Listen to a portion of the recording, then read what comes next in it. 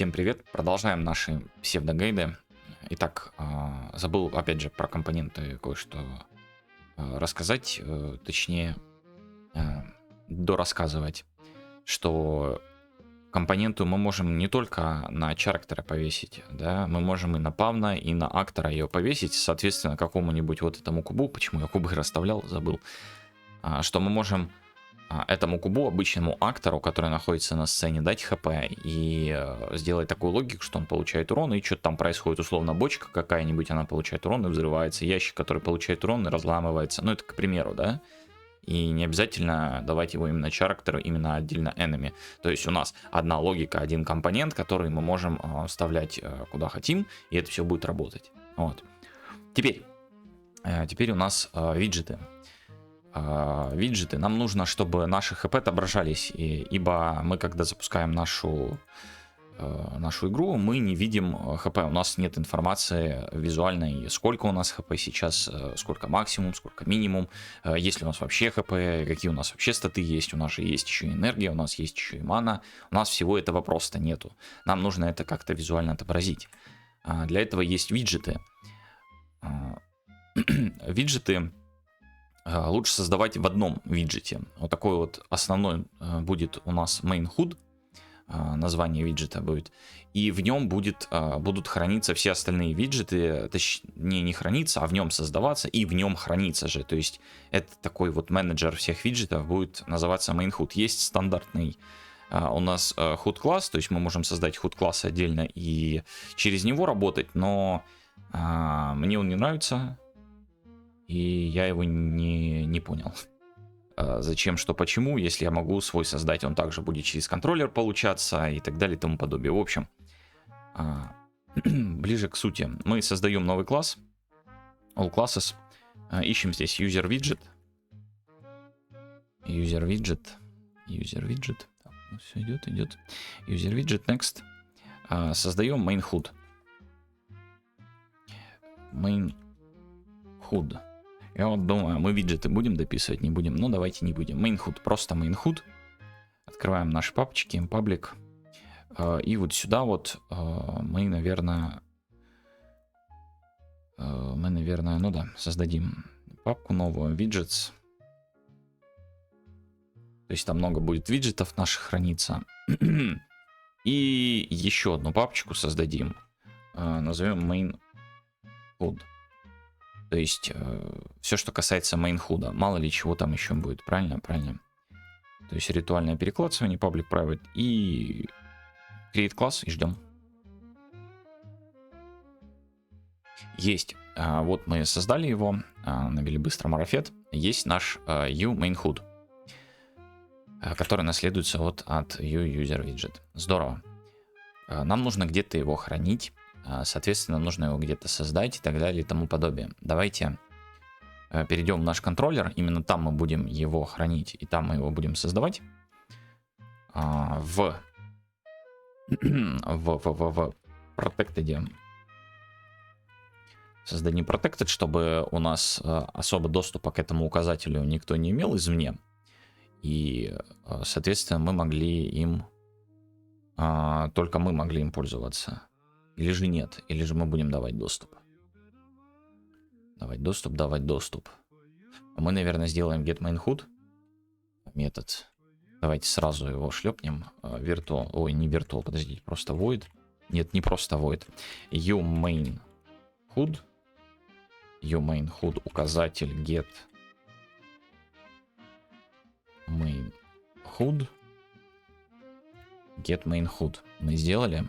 Теперь вот таким вот образом шлеп. Здесь класс. Сюда передали его. Да? Теперь он знает, что это. Мы сделали definition. Только его вниз после begin-play, естественно. После begin-play. В begin-play почему-то нету супера. Супер — это вызов родительского метода. Я, по-моему, уже говорил. То есть по begin play в иерархии. То есть получается, что у родителя вызовется его в начале begin play, точнее не в начале, а вот в момент вот это вызовется у родителя begin play, а потом вызовется уже у нас Ну, а если у плеер-контроллера в данном случае тоже есть там кто-то begin play, то он еще выше его вызовет. Понимаем, да, логику? Хорошо, getter мы-то сделали, но он пока возвращает 0 поинтер, а нам-то надо, чтобы он не возвращал 0 поинтер, нам-то надо, чтобы он что-то именно нормально возвращал. Мы создадим new main hood. Здесь пропишем main hood. Мы создали указатель, то есть он пока пустой. Мало того, что мы его создали, помечаем мы его обязательно uProperty. Иначе сборщик мусора его просто почистит. То есть мы туда запишем что-то, пройдет какое-то количество времени, и там будет 0 pointer. Ну, точнее, там будет мусор, скорее всего. Потому что он его удалит, сам main hood, и он будет ссылаться на участок памяти, в котором уже ничего не лежит. Вот. Ну, в общем, для нас это в любом случае беда. Хорошо, мы его создали. Вот он есть, наш указатель. Теперь нам надо туда что-то записать. Так, теперь мы можем его создать. Точнее, не можем, нам нужно это сделать, и мы можем. Но перед этим нам нужно вначале подключить его, потому что мы-то не знаем, что это, правильно? Widgets. Main hood наш. И здесь main hood.h. Он почему-то его не нашел, но да ладно. Мы его подключили, хорошо. Мы прописываем наш main hood equal create widget. Такие вот кавычки открываем и туда прописываем наш u main hood. То есть таким образом мы создаем наши виджеты. То есть create widget, передаем в эти скобочки класс нашего виджета. Потом открываем такие скобочки и передаем туда контекст мира. То есть это наш get world. Get world, точнее не контекст мира, а мир наш передаем туда. И передаем туда мы наш класс, который мы должны использовать. Но вот тут вот есть маленький нюанс. Нам-то надо передать класс, который мы хотим использовать, блюпринтовый. Мы же его хотим использовать, правильно? Мы же его настраиваем. А не этот. Вот как именно нам передать блюпринтовый класс? Для этого существует такая вещь, как tsubclass of. То есть мы создаем, ну, во-первых, uProperty, потому что нам нужно из редактора к нему обратиться. То есть edit anywhere. Blueprint read only нас интересует. Здесь категория player controller CPP, пусть будет так вот. Мы прописываем tsubclass of, и subclass of сюда передаем наш u main hood и называем его, это что, допустим, main hood class. Таким вот образом. То есть это поле, в которое мы можем передать всех, кто является либо основным, ну то есть main hood'ом, либо его child'ом. Давайте сейчас просто нажмем F7. Естественно, вот это мы закомментируем. Нажимаем F7, потом F5 и смотрим. Вот мы зашли в наш редактор. Теперь в контроллере вот под нашей категорией main hood class есть. И мы можем выбрать наш main hood. Но нам-то надо блюпринтовый именно, мы же помним об этом, правильно? Мы заходим сюда, создаем новый фолдер. Здесь widgets. Widgets, я не знаю, давайте его что-нибудь покрасим, какой-нибудь. Виджеты какие будут у нас? Ну пусть такие будут, окей, все. Здесь создаем main hood. Стоять hood. Все так вот будет. И здесь мы blueprint класс, ищем свой main hood. Вот он main hood. Прописываем VBP, что означает widget blueprint. И main hood пусть будет так. Вот мы создали наш main hood. Widget. Так, он у меня фиг знает где открылся. Этот пока стоит, закроем. Наш компонентом. Так, вот он наш виджет. И он пустой, как бы там ничего нету.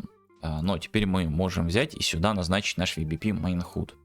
То есть Теперь мы сделаем здесь изменения в этом виджете и добавляем именно блюпринтовый виджет. Возвращаемся. Сейчас я это...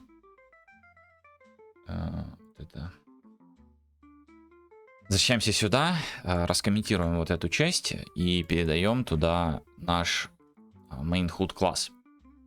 Все, мы его передали, но это не совсем все. Нам нужно его, во-первых, проверить, то есть сделать проверку if main.hood на то, что получилось ли что-то или не получилось, потому что он мог его не создать по каким-то причинам. И если все-таки получилось, то мы должны сделать следующее. Я, правда, не очень... Это viewport, по-моему, да, у нас идет. Мы вызываем main.hood add to viewport, да. Мы его вызываем, да, и вот он int принимает. В данном случае нам не обязательно что-то туда указывать, но на будущее, если мы добавляем какой-то виджет, и мы хотим z-order. Что такое z-order? Это ближе или дальше от нас, то есть не от нас, а что будет перекрывать что. То есть если у main.hood, вот, допустим, нулевой, это значит, что вот 0. Если что-то будет первым, то он будет поверх его. Думаю, логика понятна. В общем, соответственно, так как если мы ничего не передаем, и мы нажмем Ctrl-Shift пробел, находясь в этих скобочках, мы увидим, что он здесь принимает вот этот вот z-order int, и по стандарту он равен нулю. То есть если мы ничего не указываем, это значит, что z-order нулевой. Хорошо, мы его добавили. Я сохранил или я не сохранил его? Да, я его сохранил. Давайте сделаем лайфкодинг. Давайте Ctrl-Shift, Ctrl-Alt-F11. Вот так. Ctrl-Alt-F11. Ждем вот этого товарища. Так, этот товарищ закончился и зачем-то скрылся. Есть контакт. То есть мы его добавили. Давайте сюда какой-нибудь текст. Сделаем текст. Текст какой-нибудь вытащим. Просто текст-блок. Будет написано слева вверху. Мы нажимаем play, и мы видим текст-блок. То есть мы через плюсы взяли и добавили наш виджет. Здорово.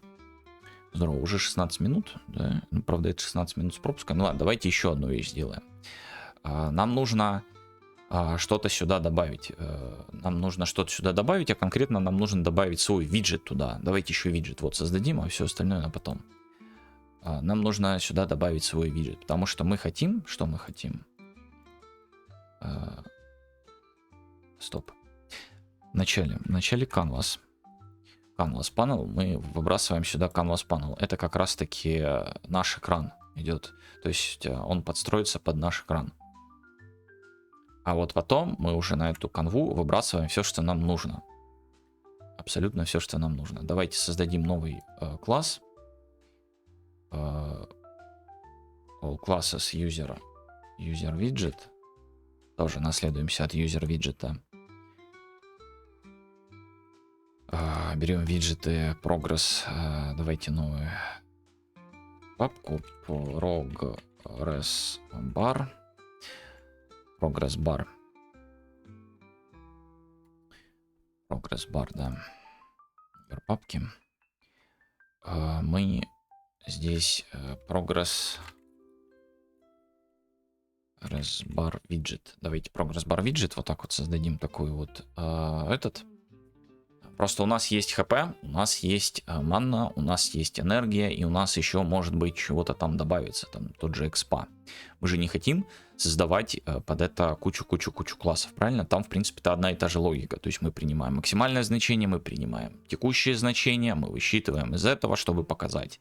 То есть логика одна и та же. Поэтому зачем нам создавать миллион? У нас будет один, который правит всеми. Вот так вот создаем, ждем. Хорошо, вот мы создали, вот он у нас есть. Теперь для того, чтобы им воспользоваться, ну точнее воспользоваться-то мы можем уже создать именно, его именно в редакторе, вот. Но мы-то должны его сюда добавить, то есть его должен создать именно наш main.hood, правильно? То есть public protected,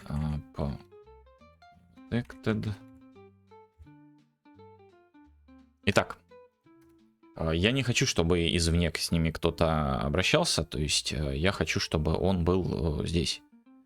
Соответственно, чтобы к нему был доступ. Есть такая вещь, что нам нужно создать будет через... Сейчас как бы объяснить это. Мы можем привязать в виджете другой виджет не без креата вот этого. Смотрите, что нам нужно сделать. То есть мы хотим добавить именно блюпринтовый, но чтобы мы могли его править в редакторе, но был указатель в плюсах. Как-то так. Мы прописываем опять же наш uProperty. Прописываем edit. Даже тут не edit, тут visible anywhere. По-моему, даже можно и не visible, а просто сразу давайте blueprint. Blueprint read only. Категория, какую мы хотим, что это main hood наш. Main hood. А вот после нее мы прописываем такую вещь, как мета. И мета equal скобочки, и в скобочках bind widget. Вот такая вот у нас мета. Что она сделает? Она сделает так, что виджет не сможно будет скомпилировать, если там не будет в нем создан виджет этого класса.